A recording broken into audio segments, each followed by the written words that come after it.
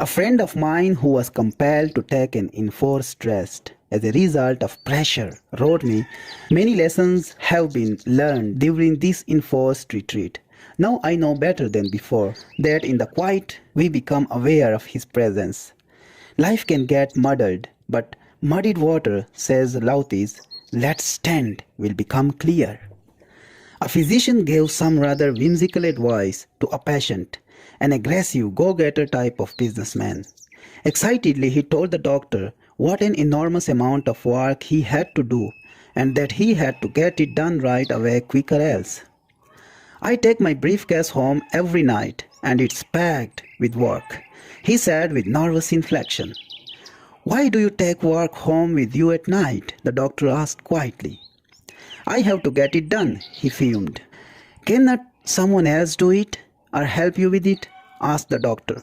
"No," the man snapped. "I am the only one who can do it.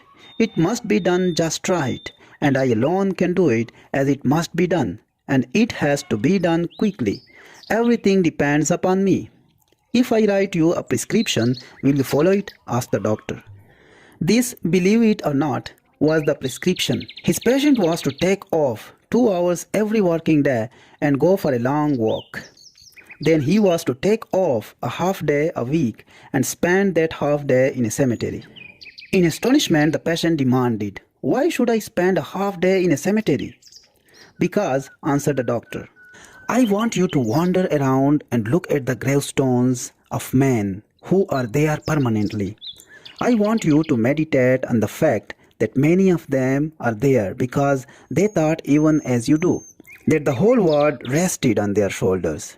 Meditate on the solemn fact that when you get there permanently, the world will go on just as the same and as important as you are. Others will be able to do the work you are now doing. I suggest that you sit on one of those tombstones and repeat this statement. 1,000 years in thy sight are but as yesterday when it is past, and as a watch in the night." From Selm. The patient got the idea. He slowed his pace. He learned to delegate authority. He achieved a proper sense of his own importance. He stopped fuming and fretting. He got peaceful, and it might be added, he does better work. He is developing a more competent organization, and he admits that his business is in better condition.